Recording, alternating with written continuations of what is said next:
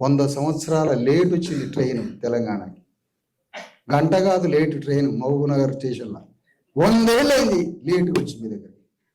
పక్కనే కదా సార్, ఇట్లా కడప దాటితే చిత్తూరు దాటితే తమిళనాడు రాదు. మరి అక్కడ ఇనుప తెరలు వేసిర్రాడా, పెద్ద పెద్ద ఇనుప తెరలు వేసిర్రాడా. కరుణానిధి అంటే ఆయన పెద్ద నల్ల కళ్ళ జోడు పెట్టుకొని ఉంటాడు ఆయన, అంతే.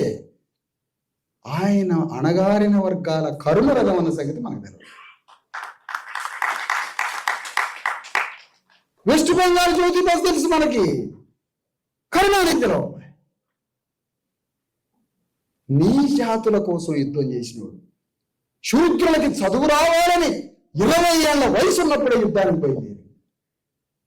అతని గురించి తెలియకపోయి.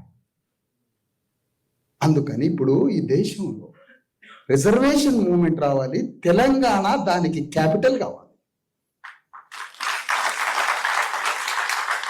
ఎందుకు ఆకలితో ఉండి ఉండి ఉండి మనకు బోర్ దొరికింది. దాని రుచి ఏందో తెలుసు, దాని వ్యవహారం ఏందో తెలుసు. లేటుగా అందుకున్నాం కాబట్టి మనకి శక్తి కూడా ఎక్కువ ఉంటుంది.